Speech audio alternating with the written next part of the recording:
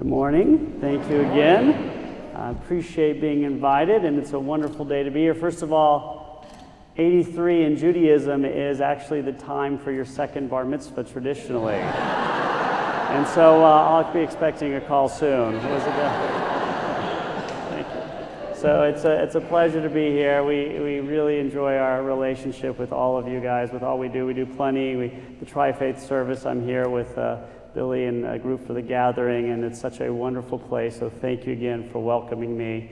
It's really an honor. So as you see from the title, for those of you I'm sure probably have one, I have a bucket list. I'm sure everybody does. I first want to travel to Antarctica, and that will be my 7th continent. I haven't made it there yet, but I will. Oh yes, I will. Antarctica, here I come. That's number one, but I have others. I look forward to hang gliding, as I know many of you are experts, going into space, bungee jumping, although that may be off the list now because of my knees and feet. At my age of 25, my feet are not quite what they were. Yeah. I want to see the producers on Broadway. I want to fly in a helicopter, which I've never done, and I want to spend a day at either Wimbledon or the US Open, for those of you who are tennis fans. There's one thing on my list that I thought would never happen, and I said to myself, if I ever achieve this, then my life is pretty much complete. And that, of course, is to have my name in giant letters on a billboard outside a Methodist church. So basically, I'm done. I've completed it. It'll be on Facebook. On a religious level, I've always wanted my Congregation Mickve Israel to have a satellite. And since apparently I've taken over this church anyway from the billboard, welcome to Mickve Israel, everyone. It's just such a pleasure to have you here. It's Billy's fault for leaving. You never know. It doesn't have to be a hostile takeover, but it will if it's needed. So I think as always, it's nice for us to look at our own bucket lists. Anybody got to mention something they have on the bucket list? Get a couple people. Go to Australia, beautiful place. Excellent. Alaska, I hear that's beautiful as well. Live in Israel, fabulous. No bungee jumping? I know you've already done it, so it's probably not. Now, I was always wondering about the bucket list, because I think we all have them. We have the list. We have the things we've checked off. We have the things we've crossed out because we don't want to do them anymore or we're no longer able. We've got a lot left to do, and there's always going to be the impossible ones, as in going to space for me, but who knows one day. But recently I was reading a really interesting article in the New York Times by a writer named David Brooks. And he encouraged me through this article to rethink my bucket list, because it was aptly titled, as I took it for my theme here, the moral bucket list. I'm not paying him any money, by the way, for giving me this. I stole it. So what does he do? He wanted to list the qualities he most admires in people in his life, and I'll quote, "It occurred to me that there were two sets of virtues, the resume virtue and the eulogy virtue. The resume virtue are the skills you bring to the marketplace, and the eulogy virtue is the one that's talked about at your funeral. Whether you were kind, brave, honest, or faithful, were you capable of deep love? Many of us are clearer on how to build an external career than on how to build inner character." So, instead of talking about the usual bucket list, what is on my moral bucket list? First of all, patience. I want to be more patient with others, especially considering, my work as a rabbi. Yeah. I want to learn to stay modest, because once you have your name in bright lights on a Methodist church billboard, it's very hard to stay modest. So I just want you to know that. But there's one thing on my bucket list that is first. I was at a interfaith youth event where some Israeli teens and some New York teens came to Savannah and volunteered to run a camp for underprivileged kids with Savannah teens, and we were at a discussion evening, and I asked one of the Israeli girls, she's 15 to 17, what she found most different between Israel and America. She thought for a while, and then she said, apologies. Apologies. So I thought for a second, I said, so they don't apologize in Israel? She said, Betach, of course they apologize. I don't do Israeli accents, but you know a lot of Israeli. But Betach, of course. In Israel, if you accidentally knock someone over, you say, I'm sorry. In Savannah, however, when you knock someone over and say, I'm sorry, the person who was knocked over says, I'm sorry. That was the difference. She said it was an American thing. I think it may be a Savannah thing. So first on my bucket list, I believe, is forgiveness, something we just saw in the Lord's Prayer.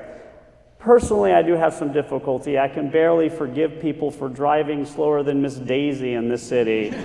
I'm always in a rush. I recently was at an airport as I flew to visit my brother, and I got trapped in Dallas, trapped in Houston, trapped in the Miami airport. It was horrible. Several days lost. I was so upset that I complained to anyone who looked like they'd ever worked for this airline. Every time I heard somebody say, I'm sorry, I rushed off in anger to find somebody else to say the same thing to me, knowing that they had absolutely no power to do anything to help me, because quite frankly, I don't think anyone at the airline did have any power to help me. But I believe our religion asks us to do a couple things. Our religions ask us to admit our guilt. Our religions ask us to ask for forgiveness. And our religions tell us that we have to give forgiveness, even though it's not easy. Now, I know all of us have been taught to give forgiveness from birth when situations arise. When our favorite athlete, however, apologizes for using steroids after he or she has already been caught, I don't know if that apology works for me. Does it work for me when Lance Armstrong, who I admire, apologizes for doing steroids after he has been caught? How sincere. When someone cheats me out of a lot of money, apologizes, and then asks for a loan, is that sincere? When tragedy strikes, do I have to forgive someone when tragedy strikes? Are we expected to forgive everything on every occasion? I ran across a very famous apology lately, which brought me to asking this question. It came from none other than a very famous man named Henry Ford. I'm sure most of you have heard of him. He lived in this area for part of his life. For those of you who don't know, he was not known as being very friendly to Jews, and he was apologizing for some anti-Semitic rhetoric in one of his newspapers. So I'm going to quote, it's a little long, but I want you to see this heartfelt apology. For some time past, I have given consideration to the series of articles concerning Jews, which since 1920 have appeared in the Dearborn Independent. Some of them have been reprinted in pamphlet form under the title The International Jew. Although both publications are my property, it goes without saying that in the multitude of my activities, it has been impossible for me to devote personal attention to their management or to keep informed as to their contents. It has therefore inevitably followed that the conduct and policies of these publications had to be delegated to men whom I placed in charge of them and upon whom I relied implicitly. Those who know me can bear witness that it is not in my nature to inflict insult upon and to occasion pain to anybody, and that it has been my effort to free myself from prejudice. Because of that, I frankly confess that I have been greatly shocked at the result of my study and examination of the files of the Dearborn Independent and of the pamphlets entitled The International Jew. I deem it to be my duty as an honorable man to make amends for the wrong done to the Jews as fellow men and brothers by asking their forgiveness for the harm that I have unintentionally committed, by retracting so far as lies within my power the offensive charges laid at the door by these publications, and by giving them the unqualified assurance that henceforth they may look to me for friendship and goodwill. So that is a beautiful apology, a heartfelt one, and it sounds sincere. Is it in my power to accept this act of attrition years later? Do I want to accept an apology from Henry Ford when years later, we learned that he didn't actually write it. It was written by a New York Jewish attorney who was the head of the American Jewish Committee, Lewis Marshall. Should I still apologize when I found out the only reason it was written is because after so many lawsuits, finally a lawsuit went to court by a man named Aaron Shapiro? Should I accept this apology even though I know that as soon as Mr. Marshall, the attorney, died in 1929, these articles went right back to appearing in the same newspapers? Can we accept an apology? Can we give forgiveness when we don't think the person is being sincere? When they come too late to make that apology? When we feel they are forced? Or when we know there is an ulterior motive involved? What if I believe these people don't deserve forgiveness because forgiveness is going to allow them to have their guilt dissipate? What if I feel their forgiveness is less than genuine? What if I don't want to forgive them, period? Why should we accept apologies when they are not deserved?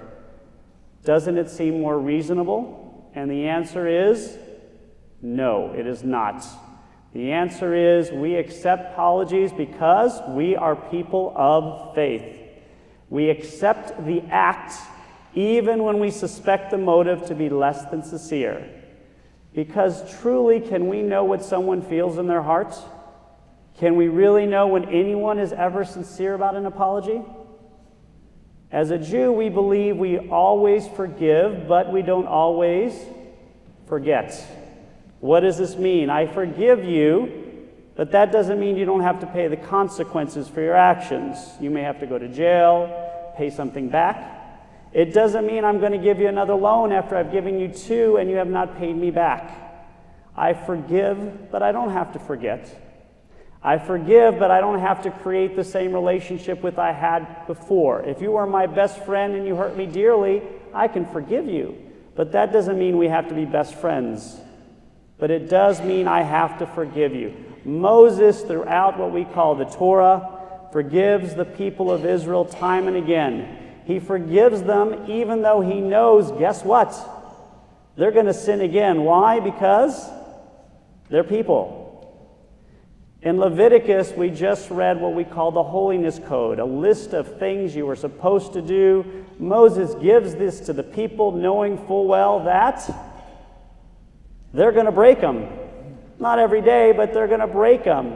Knowing full well they are going to apologize and may do it again. For us, Moses is the greatest individual, and if he can forgive people, then so can we. Religion, quite frankly, can be very upsetting, very emotionally draining, very difficult, because many of us want to hold on to that anger. We love feeling that need for vengeance. Isn't it beautiful? But religion teaches us that we must go beyond the anger, go beyond the senseless need to keep hating, even though we know it isn't easy. If religion was easy, it wouldn't be religion. When religion is too easy, it's not a real religion. But we also must remember when forgiveness comes, it helps often the person who is forgiving more than the person who is being forgiven. Because we throw off that yoke of anger and we can move on with our lives. It gives us the opportunity to give them to learn from their mistakes. It helps us to feel like we're going to deserve forgiveness because guess what? Many of us are going to make mistakes again. Actually, all of us, except for me. I'm a rabbi. How can we be expected to receive forgiveness when we do things we shouldn't be forgiven for if we don't give forgiveness? Now, I'm not saying it's easy, but again, if it was easy, it wouldn't be Christian and it wouldn't be Jewish. So as we sit here today, and I know many of us are thinking the same thing, as we get ready for Rosh Hashanah and Yom Kippur, our time of forgiveness and atonement, when all of us are going to fast on Yom Kippur, and all of us are going to ask forgiveness during the 10 days of repentance, because now We're a satellite from Mickve Israel, remember, so you'll be doing all these things. I'm teaching. I don't expect you to know all this stuff yet, but by Rosh Hashanah you should know it, all right? All right. So I know we're all preparing for the holidays this year, where we're going to give forgiveness and ask for forgiveness, where we're going to atone for our sin and ask God to atone for our sins. But let us remember, as the Lord's Prayer says, we must forgive. But I think it's more important for us to understand that sometimes when we say we must forgive, we think, oh, it's easy. And most of the time it is easy to forgive. But the times we truly forgive are the times we forgive when the person probably doesn't deserve it. The times we think the person doesn't deserve it, because one, he may. Two, he might learn something in the future. And three, when we forgive someone, we get used to it. And the more we forgive, the better we get at doing it. So I want to wish everyone all the best for Rosh Hashanah and Yom Kippur this year. I look forward to seeing all of you in services, either here or at Mickve Israel. And I want to thank you again for inviting me to join you.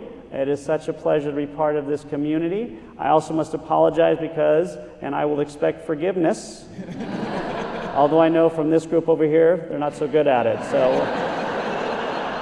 they're going to stay later for some tutorials, okay?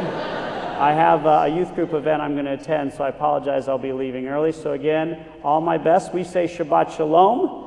I don't know what it is for you would say, but I would say have a nice day, have a beautiful day, have a holy day. And again, thank you very much, and I look forward to seeing you guys again.